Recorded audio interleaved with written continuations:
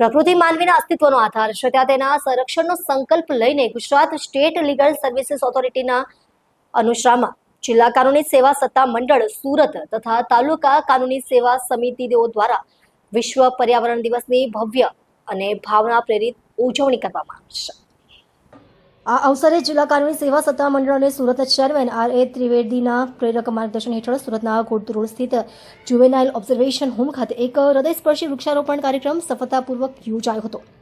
આ સ્થળની પસંદગી ખાસ કરીને ભાવનાત્મક રહી, કારણ કે અહીં રહેતા બાળકોને પ્રકૃતિ સાથે જોડીને તેમના જીવનમાં લીલોતરીની આશાનો સંચાર કરવાનો ઉદ્દેશ હતો।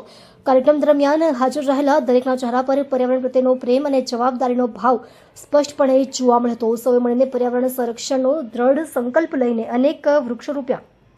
દરેક રોપાએ પોતે જાણે કહ્યું, હું આ ધરતીને લીલાછમ બનાવીશ, શુદ્ધ હવા આપીશ અને આ બાળકોની જેમ મોટો થઈને સમાજનું રક્ષણ કરીશ।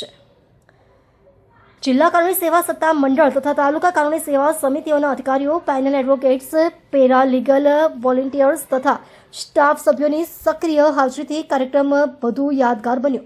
જુવેનાઇલ હોમના બાળકો પણ આ પ્રક્રિયામાં સામેલ થયા અને તેઓએ ઉત્સાહભેર પોતાના હાથે છોડ રોપ્યા। આ દ્રશ્ય જોઈને હાજર મોટાભાગના લોકોની આંખો ભીની થઈ ગઈ હતી। આ પહેલા માત્ર વૃક્ષારોપણથી આગળ વધીને એક સંદેશ આપી ગઈ, પ્રકૃતિનું રક્ષણ કરવું એ આપણો સૌનો ધર્મ છે। લીલોતરી વધારીને આપણે આવનારી પેઢી માટે સુરક્ષિત અને સ્વસ્થ વાતાવરણ બનાવી શકીએ છીએ। કાર્યક્રમના અંતે સૌએ એકબીજાને પર્યાવરણ સંરક્ષણની શપથ લેવડાવી અને આવા સદભાવના કાર્યો અન્ય સ્થળોએ પણ કરવા પ્રેરણા મેળવી।